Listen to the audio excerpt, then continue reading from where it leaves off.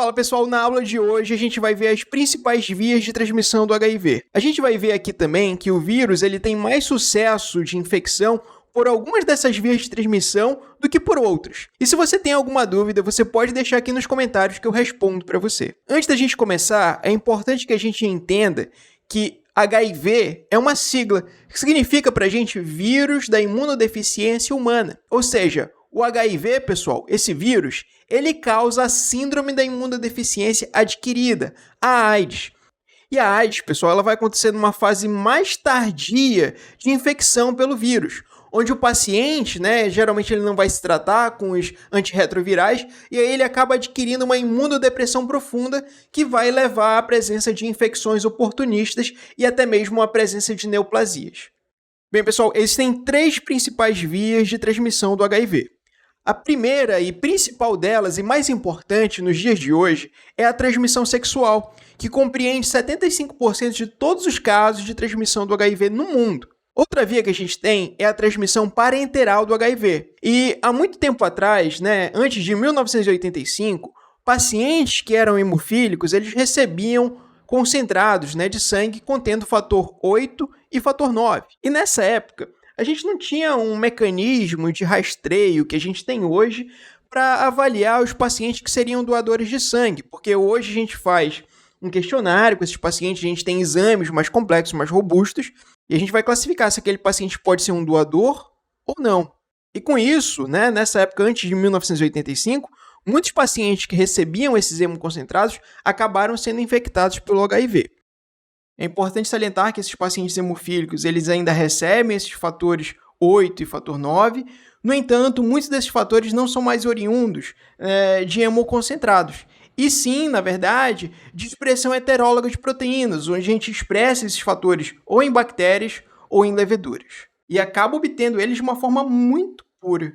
Mas nos dias de hoje, essa transmissão parenteral ela acontece principalmente em usuários de drogas intravenosas que acabam compartilhando tanto as seringas quanto as agulhas. É importante salientar que até mesmo órgãos oriundos de pacientes que sejam portadores do vírus podem transmitir o vírus. E foi por isso que, recentemente, aqui no Brasil, a gente teve um caso disso acontecendo, mas a gente tem que salientar que foi devido a erros do laboratório. A transmissão ela também pode acontecer da mãe para o bebê. Ainda no útero, através de uma disseminação transplacentária.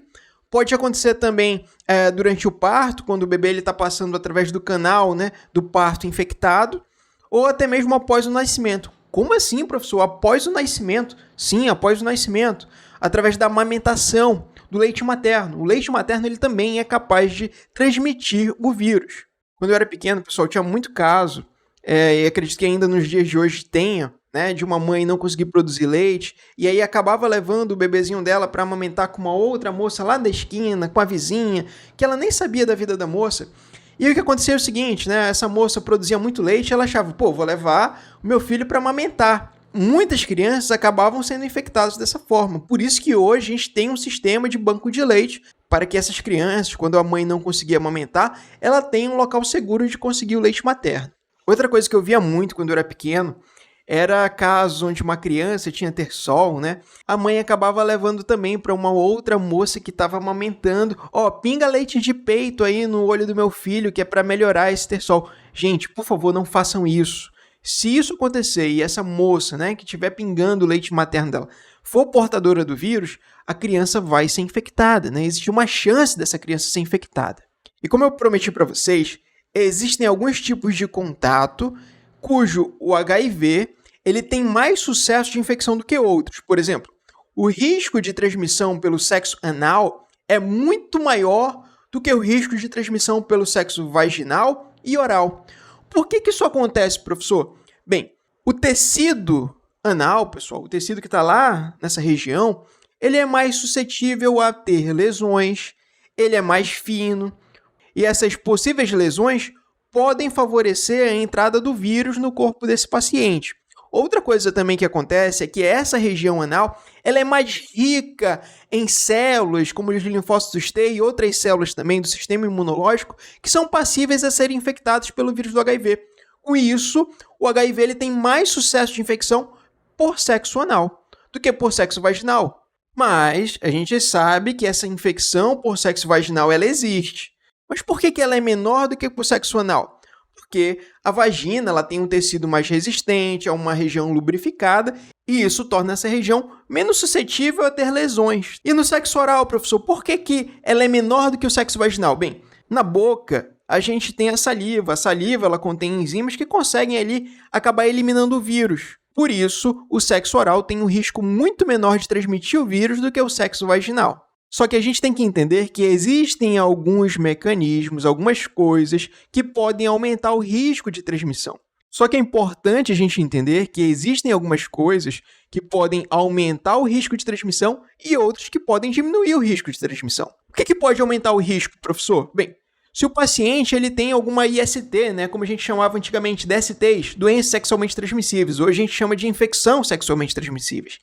E quando a gente fala de ISTs, a gente fala aqui que as que mais aumentam o risco são aquelas ulcerativas, que causam úlceras, como sífilis e herpes. Porque essas ISTs ulcerativas, elas abrem espaços que favorecem a entrada do vírus no corpo do paciente. Mas até mesmo ISTs não ulcerativas, que aumentam o processo inflamatório, podem também aumentar o risco. Por quê, professor? Porque várias células inflamatórias, pessoal, como macrófagos, linfócitos T, células dendríticas, são os alvos de replicação do vírus. Ou seja, para que o vírus do HIV consiga se replicar, ele precisa acessar essas células. Outro ponto também que aumenta o risco de transmissão, carga viral elevada.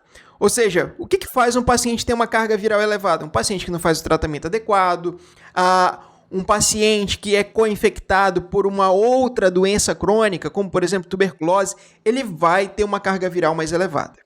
E, professor, que condições podem diminuir o risco? Principalmente, uma carga viral baixa. E o que faz o paciente ter uma carga viral baixa, né, para diminuir esse risco de transmissão? Pacientes que usam TARV, né, fazem o uso do tratamento antirretroviral. Pacientes que fazem esse tratamento antirretroviral vão ter uma carga viral muito baixa, inclusive indetectável. Por isso, o Ministério da Saúde ele mudou o esquema de tratamento dos pacientes portadores de HIV. Antigamente, ele só tratava um paciente que já estava ali desenvolvendo a AIDS.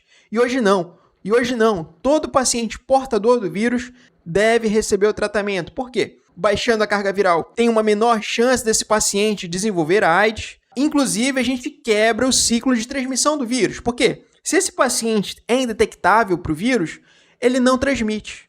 Então, a gente quebra o ciclo de transmissão.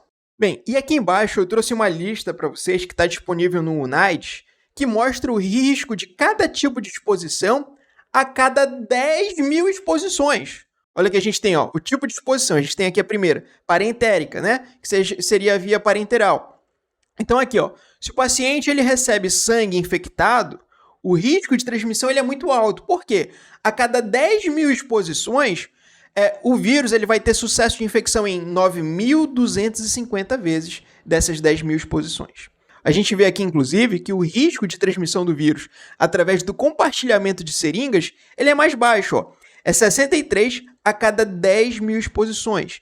E percutânea aqui, que inclui, né, aqueles acidentes no laboratório onde você pode acabar se furando ali, Deus me livre isso acontecer, mas vai que você acaba se furando ali com uma agulha. Qual é o risco, né? O risco de infecção é de 23 a cada 10 mil exposições. Professor, mas o que eu tenho que fazer se algum dia eu tiver algum acidente com agulha, se eu estiver praticando ali sexo e a camisinha estourar, a pessoa não conhecer, o que eu faço? Bem, procura um médico, porque hoje existe a profilaxia pós-exposição, que é o PEP, né? Que é uma medida de prevenção do HIV. E esse protocolo ele é muito importante porque ele diminui ali a chance de soroconversão de um paciente que era HIV negativo em até 99%, ou seja, quase 100 vezes. Então, se o risco ali, por exemplo, de uma agulha percutânea já era 23 a cada 10 mil exposições, só que diminui quase 100 vezes, tá? Então, aconteceu alguma coisa, procura ajuda médica o mais rápido possível. Só pra gente também complementar aqui, o sexo anal receptivo, né? A chance, o sucesso de infecção só acontece em 138 dos casos a cada 10 mil exposições. Esse aqui é o sexo anal receptivo, né? E o sexo anal insertivo, professor? Então perceba que o sexo anal insertivo, o risco de transmissão é muito menor. Então aqui, sexo pênis-vagina receptivo, né? Então percebam que a mulher, a chance dela adquirir o vírus é em 8 a cada 10 mil exposições. E percebam também que o sexo pênis vagina insertiva, ou seja, aqui o homem, né, no caso, a chance dele ser infectado é de apenas 4 a 10 mil. Professor, por que existe essa diferença no homem e na mulher? Bem, após o coito, a mulher ela fica ali com contato com o sêmen durante várias horas. O homem não. Ele, apesar de entrar em contato com os fluidos vaginais, que são infectantes, ele muitas das vezes vai lá, lava o pênis, então diminui o tempo de contato, que pode ali essa taxa de infecção. E percebam que o sexo oral, tanto receptivo quanto insertivo, a taxa é muito baixa. É tão baixa que nem coloca aqui.